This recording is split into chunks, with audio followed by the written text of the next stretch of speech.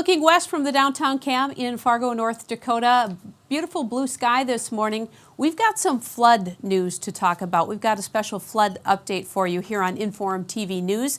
I'm Robin Hubner, and here's what's going on. Fargo Mayor Dennis Wallaker speaking just moments ago during a live news conference.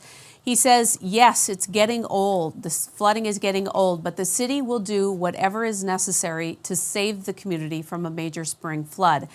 Now, according to the National Weather Service's latest flood probability outlook released just this morning, we are looking at a 50-50 chance of reaching 38.1 feet.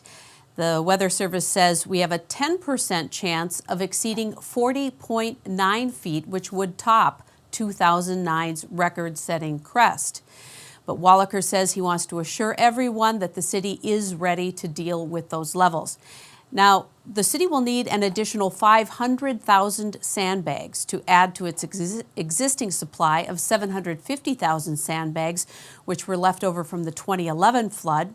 At that news conference held just moments ago, Commissioner Tim Mahoney told folks at City Hall that Sandbag Central, everybody remembers Sandbag Central, it's going to be opening Wednesday, April 3rd.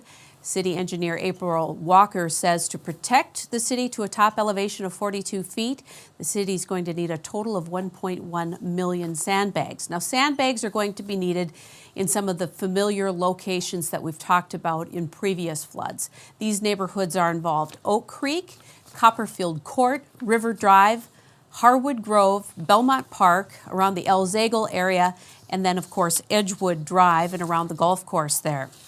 So that is a recap for the city. Now, from a Cass County perspective, Keith Burnt took to the microphone for a bit, and he said that level of flood that's being talked about will mean extensive damage in rural areas, significant risk to rural areas. At a 38-foot level, Burnt says approximately 500,000 sandbags are going to be needed in Cass County.